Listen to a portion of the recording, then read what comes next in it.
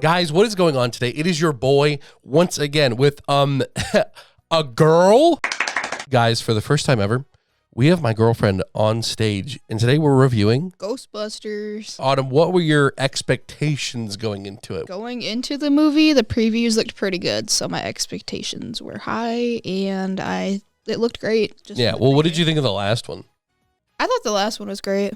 Yeah. I really liked it. So apparently with this Ghostbusters, it was supposed to be based off an episode of the real Ghostbusters. Like the TV show? Yeah, or it was either an episode or a comic from the real Ghostbusters. Okay, very cool, very cool. So guys, if you don't want spoilers, don't keep watching, except for this next 10 seconds where we give you our final review without spoilers. Okay, so Autumn, out of the review system, what would you give the movie without spoiling anything? Just standard, what would you give it? Personally, I think that this is either a DVD or a Blu-ray buy. Super incredibly solid. I think if you're a fan of Ghostbusters, you'll really like it. But it's not like the best thing I've ever sseen. So I think that's pretty solid. What would you give it? I would give it the same rating as you, honestly. Or VHS would be cool. True. Give it kind of a classic look from the originals. Guys, please hashtag Stranger Things Ghostbusters. Okay, so let's dive into the story a little bit. So we start off, whole gangs together. You know, we got everyone, literally every single person from the last one. I got to be honest, I kind of forgot some characters existed. Like there's this this Asian kid helping out Dan Aykroyd's character. Yeah, podcast. Ironically enough, I completely forgot that he existed. So I think the movie does a really good job of like reintroducing you to a lot of these characters. Especially some of the original characters like Slimer and the Gray Lady, the librarian ghost. Kind of excited that. I completely forgot that was an original character. Yeah, those two were in the originals. Okay, so the big plot in this one, we start off with them doing a big old ghost chase. We have an Age of Ultron moment where they're sitting in a room. Big guy with the mustache comes out. He's like, "You're doing too much damage. You're doing too much damn damage. I'm charging the Ghostbusters. You're out. She's 15. You're doing that to a 15-year-old? Get out of here." So we have this whole mess that kind of starts off with the main side plot where, okay, I can't remember her name, so we're going to call her Penny. So Penny goes and she's playing chess, and then she finds another ghost who plays chess with her. And that is kind of where we have like the whole, I don't want to say moral of the story, but it's the whole like, where it's like, what is it like to be a ghost? What is it like to transcend into the other reality?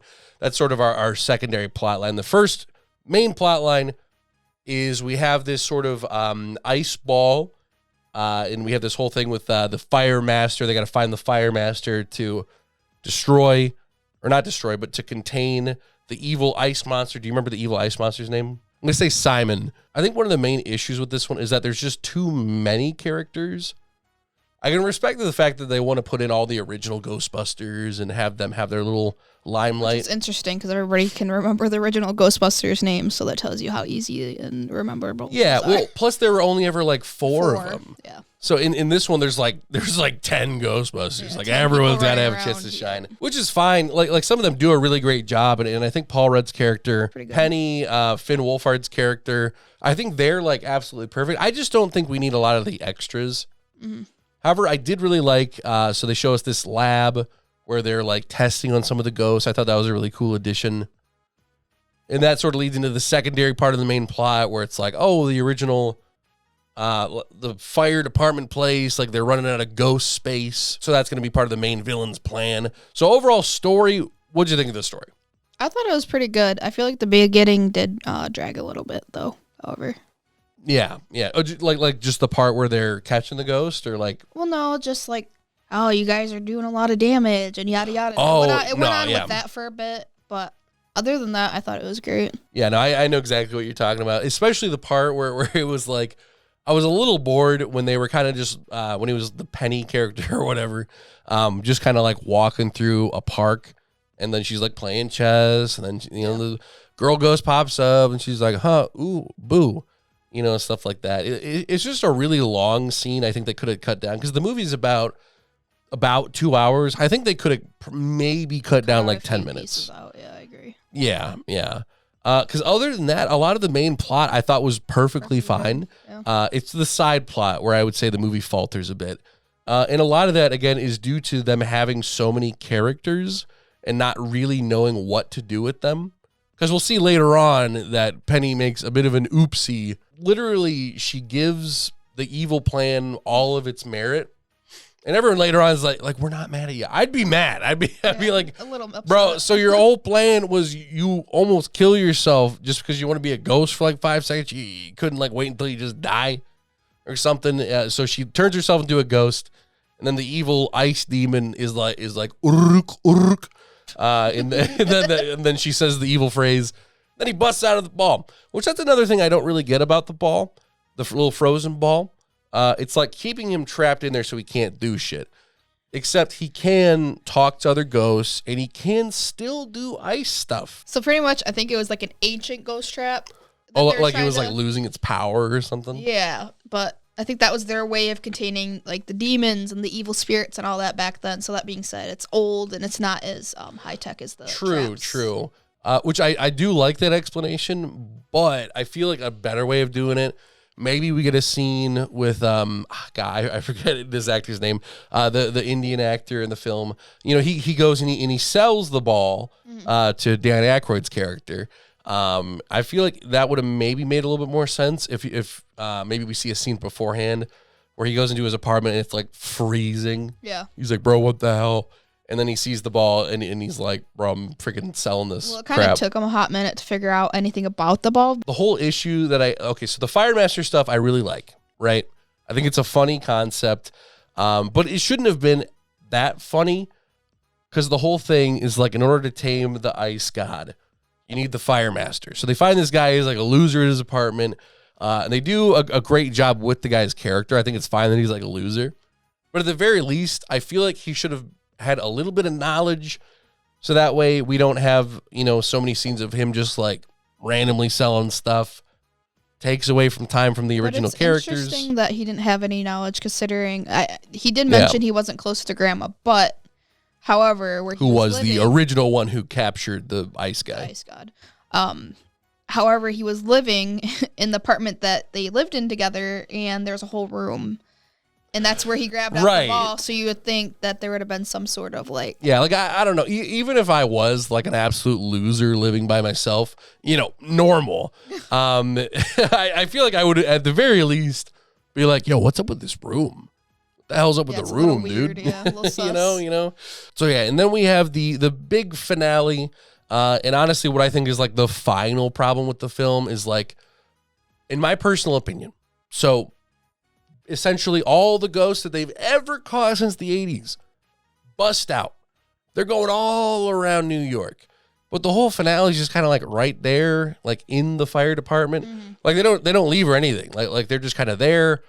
Ice God walks right up to him. And it does make sense for how they capture him, because they're like, oh, well, the thing opened up, so we can just kind of, put the lid on him. Mm-hmm. Easy. But the issue that I had is that they have this whole thing with all the ghosts releasing throughout the entire film. And then we have the big thing of them being released at the very end of the film. And all that we ever get out of it is Slimer and the ghost from the beginning of the movie. They have like a little chase sequence toward the end, and they're like, we got to go catch those ghosts. I was just kind of hoping, because there's so many of them, that it would have been like, all right, Team A, you go get that ghost. Team B, you go get these ghosts over here, and we'll take care of the ice god or something like that. Because at the very end, like the OG Ghostbusters, they kind of don't do anything. I mean, they're there. They're active, but they're kind of just standing there. Yep. And then until the Fire Master comes up, he does his whole thing. Then they get locked away, and that's kind of it. But I would for sure wish they had a little bit more action from the OG Ghostbusters, but just because I love the original Ghostbusters so much. One thing I think was nice that they added into the story was some of the original ghosts from the original Ghostbusters. It was kind of funny seeing it when some of the original Ghostbusters had to obtain information about the ancient relic ball. Oh, yeah, true. Like, I completely forgot about that. I actually do really like how Dan Aykroyd's character had a lot more to do. Because I like how they weren't just like, who's that at the door? Bill Murray? Yeah. You know, it was like they actually played a part. Okay, well, Bill Murray was kind of that. Yeah. He was kind of last Hey, minute. it's Bill Murray. I hear you need a Ghostbuster. Okay, bad example. Dan Aykroyd's character specifically was very involved in this film, and I love that. So Dan Aykroyd's character, I thought it was interesting in that scene I was talking about with the librarian ghost, the gray lady. They referenced the original Ghostbusters with one of the scare scenes in that library, which I thought was pretty interesting, and I thought it was kind of fun. So no, I love that kind of stuff. But yeah, that's about it for the story. Any other little things for the story you want to bring up? That was about it for my point. So the main frustrating piece that I had was the side plot with Penny and that whole thing. It's just, I don't really understand her motivation. She wants to get home, and then she's like, the evil ice god will help me get home. Like, what? I feel like for a Ghostbusters review, we have to rate the ghosts. What do you think of the ghosts? So I love that the fact that they brought back some of the original ghosts. Mm-hmm. However, there is a new, I guess, era of people watching the newer Ghostbusters compared Right, to the that original. like won't know about the original like, ones. Obviously, some middle schoolers are coming in and are like, "Oh, that's What a weird, the- that's what a weird the looking hell?" ghost." Yeah. Yeah. Also, wait, quick side note. I like how Slimer, I believe he was like a puppet that they just like put effects on. Really. I mean, I think. He's cool looking. Huh? Yeah, I don't yeah. know, he's kind of cute. But I feel like they didn't really, I don't know. Like we don't know much about him. I think they should explain their backstories a little bit more. At least the real Ghostbusters, the animated series, and the comic books that they had out for a while. Had explained the backstories of like Slimer, the Gray Lady, most of that. I don't know. Even with some of the new characters, I wish that they had kind of explained more of like why they're there. Yeah, just like a little bit more in depth. No, I get that. I definitely think with even with like the Ice God, like we know a little bit about him by the end, just kind of like about some of the stuff that he did. But I just felt like I didn't really understand quite what his deal was.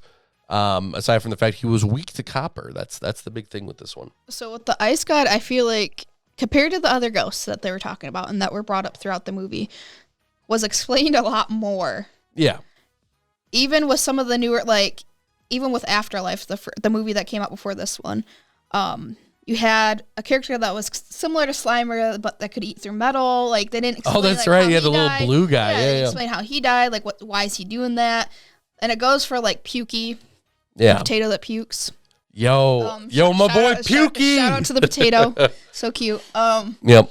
Yeah, they didn't really go on about, like, and then you had the really violent, I forgot the name of the violent one, but he had to be contained because he would pass through so many items and possess everything pretty much. Oh my gosh, that brings up another good point. Another issue that I had with the film was that there's this moment where they show off, like, they're in the building where they're doing all the tests and the experiments on these guys, and there's this, like, horrifying looking ghost with these, like, big old sharp teeth, and then the power shuts off, and the evil ghost literally just like goes into the wall and we never see him again. I don't know. I thought that was going to be like one of the two final bosses. Like, oh no, we got to contain that guy again. But no, he just kind of disappears and that's it. Maybe it's something they're setting up for later on, but I thought it was too minor of a thing for setup. I kind of just thought it was going to be in the film. So I thought that was kind of weird. Like they went with the possessor quite a bit, maybe because that's easier to record because it's like, drag the trash bag, the possessor. But yeah, no, I would have liked a little bit more of that. So Ghosts overall definitely could have done a little bit more with that. So Autumn, final thoughts on the Ghostbusters Frozen Empire. Overall, I would get it on Blu-ray. Okay. I quite like Afterlife a bit more just because they, first of all, they did a tribute to Harold Ramis, which was kind of nice. That is very cool. I thought they would have brought him up more, and his character, I guess they can't do much anyways because of the last movie. Yeah, well, I almost feel like if they did it in this one, it would have been like kind of just there. Harping on it, you Yeah. know? It's cool the original did it, though. Yeah. I don't know. I like the story for sure because they kind of set the story up a little bit more with the last one. But yeah, I would still give it a Blu-ray. Give it a Blu-ray. I will also give it a Blu-ray. Oh, almost DVD, but I'm going to give it a Blu-ray. Guys, it is a terrific Ghostbusters movie. If you're not into Ghostbusters, you're not going to like the movie, right? Terrific plot line. I really like the main story. There are a couple things to the side I wasn't a huge fan of, but overall, for something to watch during the summer, I highly recommend it. The action in it was amazing. Yeah, like a lot of the car proton chases packs, and the everything, car proton chasing. packs. Yeah, there's a lot of really good moments in this one. And guys, have you seen the movie? What did you think? If you have, comment down below. Let me know what you think. Let's get a discussion going. But we'll see you on the next review. Bye-bye. See ya.